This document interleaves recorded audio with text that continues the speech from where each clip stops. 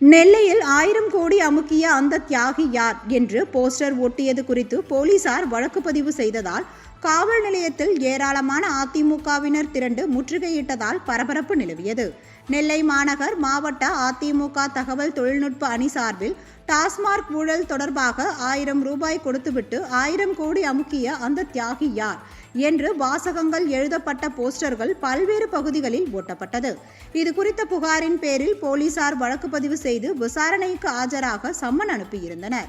இதையடுத்து தஞ்சை கணேசராஜா தலைமையில் திரளான அதிமுக நிர்வாகிகள் மற்றும் வழக்கறிஞர்கள் காவல் நிலையம் முன்பு திரண்டனர். இந்த நாட்டில் ஜனநாயக நாட்டில் கருத்து சுதந்திரம், பேச்சு சுதந்திரம், எழுத்து சுதந்திரங்கிறது ஃபண்டமெண்டல் ரைட்டு.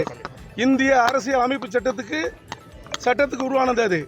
அதை அது வால்போஸ் ஒட்டி கேட்பது, பேச்சு கருத்து மூலம் சொல்வது, பேச்சு மூலம் சொல்வது என்பது இந்திய அரசியல் அமைப்பு சட்டத்தில் ஒன்று.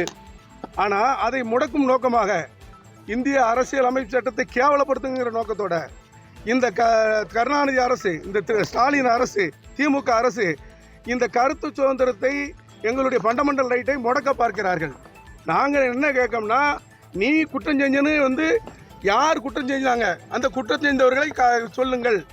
அந்த குற்றவாளி எங்களுக்கு நாட்டு மக்களுக்கு தெரியப்படுத்த வேண்டும் என்பது எங்களுடைய பொதுச் செயலாளர் அண்ணன் எடப்பாடியுடைய வேண்டுகோள். அதே சட்டமன்றத்தில் பேசியிருக்காங்க, எல்லா இடத்துலையும் பேசியிருக்காங்க. அந்த கருத்தை தான் வலியுறுத்தி இந்த குற்றம் செய்தவர் யார் அந்த சார் என்று நாங்கள் எழுத்துப்பூர்வமாக வால்போஸ் மூலமாக எங்கெங்கே உள்ள தோழர்கள் அதை அடித்து ஒட்டியிருக்காங்க. அது எங்களுடைய சுதந்திரம், இந்திய குடிமக்களுடைய சுதந்திரம், ஜனநாயக நாட்டினுடைய கடமை.